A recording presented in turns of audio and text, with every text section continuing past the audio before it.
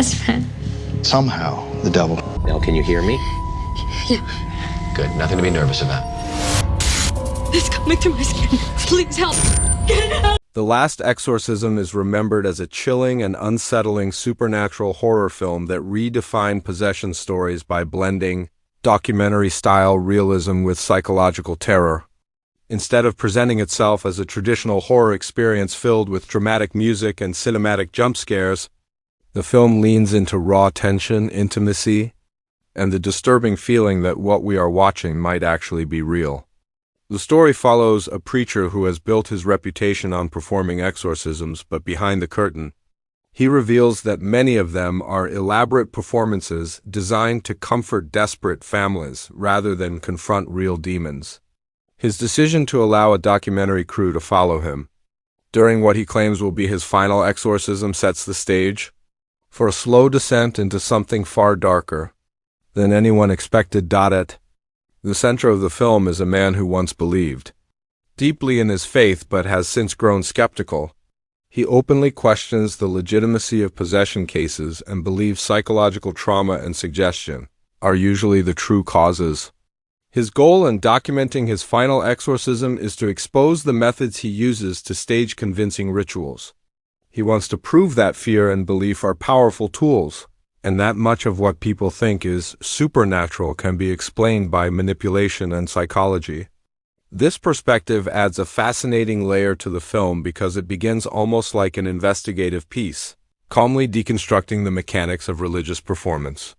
The early moments are grounded and almost educational, which makes what follows even more disturbing. When the preacher and his small crew travel to a remote rural farm to help a young girl believed to be possessed, the atmosphere shifts immediately. The isolation of the farmhouse, the tension within the family, and the subtle strangeness in the girl's behavior create a suffocating sense of unease. Unlike many horror films that show obvious signs of possession right away, this story builds suspicion slowly. Strange animal deaths, mysterious noises in the night, and unsettling physical movements begin to chip away at the preacher's confidence. The camera's handheld style intensifies everything, making each moment feel unfiltered and immediate. As the ritual begins, the preacher approaches it like a performance. He sets up hidden props, uses psychological tactics, and manipulates lighting and sound to create an illusion of spiritual confrontation.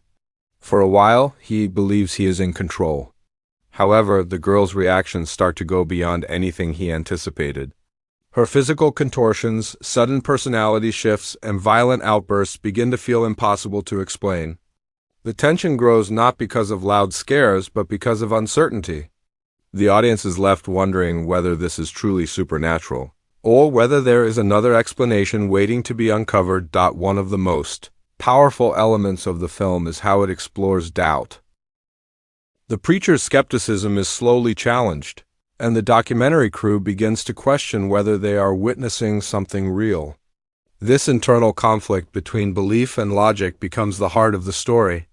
Each new development forces the characters to confront their own fears.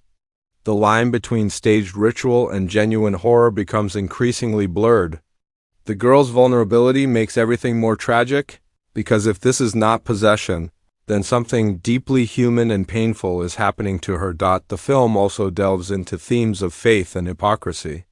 The preacher's admission that he has faked exorcisms for years raises uncomfortable questions about religious authority. Was he providing comfort, or was he exploiting belief? When faced with a case that might actually defy explanation, he must decide whether to retreat into denial or confront the possibility that he was wrong all along. This moral struggle gives the story emotional weight beyond the scares. It becomes a story about a man facing the collapse of his worldview. As events spiral further out of control, the sense of safety disappears completely. The farmhouse becomes a prison of fear. Doors slam without warning. The girl's behavior becomes increasingly violent and unpredictable. The crew's attempts to rationalize the situation grow weaker. What began as a planned exposure of fraud turns into a desperate attempt to survive something they do not understand. The gradual escalation is masterfully handled, avoiding over-the-top spectacle and instead focusing on psychological breakdown. The climax of the film delivers one of the most shocking endings in modern horror. Without relying on flashy effects, it presents a final sequence that leaves viewers unsettled and questioning everything they have seen. The ambiguity is intentional. It refuses to provide easy answers. Was it truly demonic? Was it manipulation? Or was it something even darker rooted in human cruelty? This open-ended conclusion has fueled discussion and debate among horror fans for years. The Last Exorcism stands out because it challenges expectations. Instead of glorifying the spectacle of possession, it strips it down to its raw emotional and spiritual core. It uses minimalistic storytelling to create maximum impact. The documentary format adds realism, making every scream and whisper feel disturbingly authentic. By the end, the film leaves a lingering sense of discomfort that stays with viewers long after the screen goes dark. Beyond its scares, the movie works as a commentary on belief systems and the power of suggestion. It suggests that fear itself can manifest horrors that feel supernatural. It also questions whether skepticism is always a shield against the unknown. The preacher's journey from confident debunker to shaken participant mirrors the audience's own shifting perception.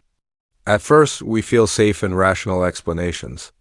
By the end, that safety is gone. The performances play a crucial role in grounding the horror. The actors deliver raw and believable portrayals, especially in the quieter scenes where tension builds through silence and subtle expression. The girl at the center of the story embodies both innocence and menace, creating a disturbing duality that keeps viewers on edge. Her transformation throughout the film is gradual, making it far more effective than sudden dramatic changes. Visually, the film relies on natural lighting, confined spaces, and handheld camera work to create claustrophobia. The lack of a traditional cinematic polish enhances the realism.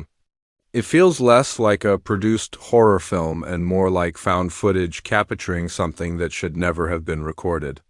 This stylistic choice makes the supernatural elements more believable because they are not presented with dramatic exaggeration. The cultural impact of The Last Exorcism is significant within the possession subgenre. It arrived at a time when audiences were growing accustomed to formulaic horror structures, and it offered something stripped down and unsettlingly intimate. Its success demonstrated that horror does not need massive budgets or excessive special effects to be effective. Psychological dread and strong thematic focus can be far more powerful. Ultimately, the story leaves viewers with lingering questions about truth and deception. It explores how easily perception can be manipulated and how fragile certainty can be when confronted with fear. The final moments refuse to comfort the audience. Instead, they provoke reflection. That unresolved tension is what makes the film memorable. The Last Exorcism remains a haunting exploration of faith, doubt, and the terrifying possibility that some mysteries cannot be explained away. It combines character-driven drama with supernatural suspense, creating a horror experience that is both intellectually engaging and deeply unsettling. Even years after its release, it continues to spark debate among fans of psychological and supernatural horror, by blending documentary realism with escalating terror. The film carved out a unique identity. It is not simply about a possessed girl or a fraudulent preacher. It is about the collapse of certainty, the confrontation with fear, and the realization that sometimes the line between performance and reality is far thinner than we believe.